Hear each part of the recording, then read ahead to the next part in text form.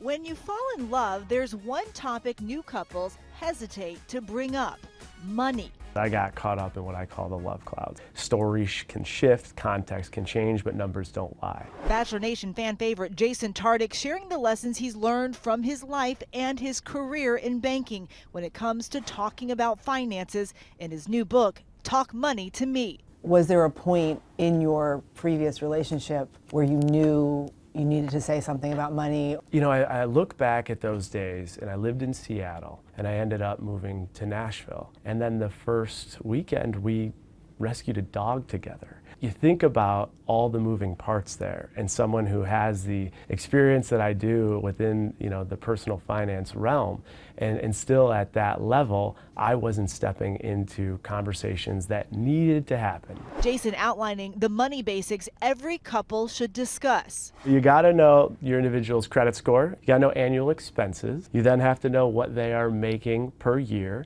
I want you to go over every single account and what the value in those accounts are and where they are, because we know there are a lot of hidden accounts out there.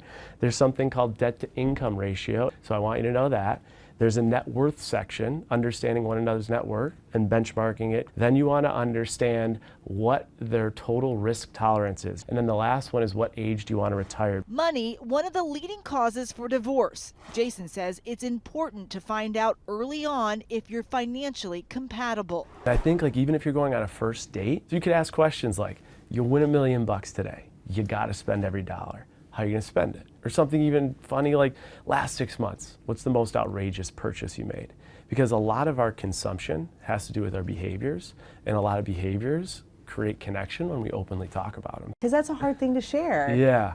What I've learned about this topic with money is the only way to get other people to share is to show your cards first. But if I want to achieve this idea of normalizing money and talking about it, I think you have to lead with an open hand. What are you hoping comes out of this book? I'm hoping that people really just can get comfortable with the idea about not weaponizing money, understanding that every single one of us has some form of financial hardship. You do have to step into the conversations with the people you're marrying.